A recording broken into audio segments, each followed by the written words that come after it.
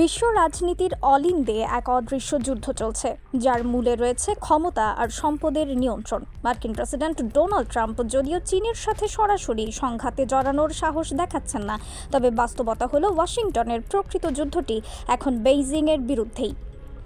আর এই যুদ্ধের কেন্দ্রবিন্দুতে রয়েছে কালো সোনা অর্থাৎ তেল। আমেরিকা ভালো করেই জানে যে ইরানের সাশ্রয়ী মূল্যের তেল চীনের অর্থনীতিকে শক্তিশালী করার অন্যতম হাতিয়ার। চীন যে গতিতে এগিয়ে চলেছে তাতে তেলের এই সরবরাহ বন্ধ করা ছাড়া ট্রাম্প প্রশাসনের সামনে আর কোনো কার্যকর পথ খোলা নেই। এই অদৃশ্য যুদ্ধের ময়দানে পণ্য হয়ে উঠছে ইরান ও ভেনেজুয়েলার মতো দেশগুলো। বিশ্বের বিভিন্ন প্রান্তে সংঘাতের যে কোনো ঘটনা খতিয়ে দেখলেই বারবার উঠে আসে তেলের প্রভাব।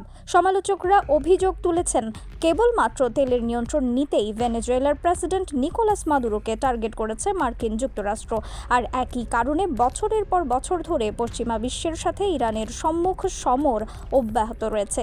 বিশ্লেষকদের আশঙ্কা, তেলের স্বার্থে মার্কিন প্রেসিডেন্ট এমন কিছুই করতে পারেন যার ফলে একটি বিশ্বযুদ্ধ বেঁধে যাওয়াও অসম্ভব নয়। এই পরিস্থিতিতে ইরানের তেল নিয়ে চীনের কৌশলগত পদক্ষেপ মার্কিন মহলে উদ্বেগ বাড়িয়েছে। মার্কিন নিষেধাজ্ঞার কারণে ইরানি তেলের বৈশ্বিক বাজার সীমিত হলেও বেইজিং তেহরানের বড় ক্রেতা হিসেবে আবির্ভূত হয়েছে। ইরানের উৎপাদিত তেলের প্রায় ৮০% বেশি এখন চলে যাচ্ছে চীনের কাছে। গত বছরের হিসেব অনুযায়ী চীন গড়ে প্রতিদিন ১.৩৮ মিলিয়ন ব্যারেল ইরানি তেল কিনেছে, যা সমুদ্রপথে আমদানি করা তাদের মোট ১০.২৭ মিলিয়ন ব্যারেল তেলের প্রায় ১৩.৪%। বিশেষ ছাড়ের কারণে ইরানি তেলের প্রতি চীনা ক্রেতাদের আকর্ষণ তৈরি হয়েছে। এর পেছনে রয়েছে দুই দেশের মধ্যে ২৫ বছরের একটি বিশাল সহযোগিতা চুক্তি। এই চুক্তি শুধু অর্থনৈতিক নয়, সামরিকভাবেও গভীর। তেলের বিনিময়ে যুদ্ধ পরবর্তী ইরানের সামরিক শক্তি পুনর্গঠনে সাহায্য করছে বেইজিং। ইরানের ক্ষেপণাস্ত্র ভান্ডারকে শক্তিশালী করার ক্ষেত্রে চীনের ভূমিকা অপরিসীম। খবর রয়েছে, চীন থেকে আনা রাসায়নিক উপাদান সোডিয়াম পারক্লোরেটের চালান ব্যবহার করে নিজেদের ব্যালিস্টিক মিসাইল ভান্ডারকে আরও সমৃদ্ধ করছে তেহরান।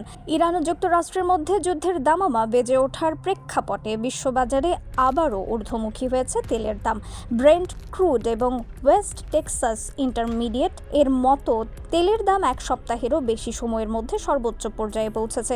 অপরিশোধিত জ্বালানি তেলের আন্তর্জাতিক বাজারের আদর্শ মাপকাঠি ব্রেন্ট ক্রুডের দাম ব্যারেল প্রতি বেড়েছে $1.82, যার ফলে মূল্য দাঁড়িয়েছে $65.88, যা ১৪ জানুয়ারির পর থেকে সর্বোচ্চ। সব মিলিয়ে গত সপ্তাহে অপরিশোধিত তেলের দাম বেড়েছে ২.৫%-এরও বেশি।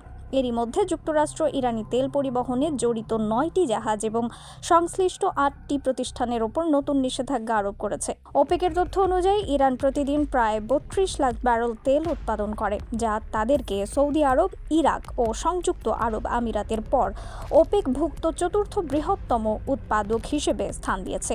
বিশ্বের দ্বিতীয় বৃহত্তম তেল ক্রেতা চীনের জন্য ইরান একটি অন্যতম প্রধান সরবরাহকারী। এই পরিস্থিতিতে তেলকে কেন্দ্র করে আন্তর্জাতিক রাজনীতির জটিলতা যে আরও বাড়বে তা নিয়ে সন্দেহের অবকাশ নেই।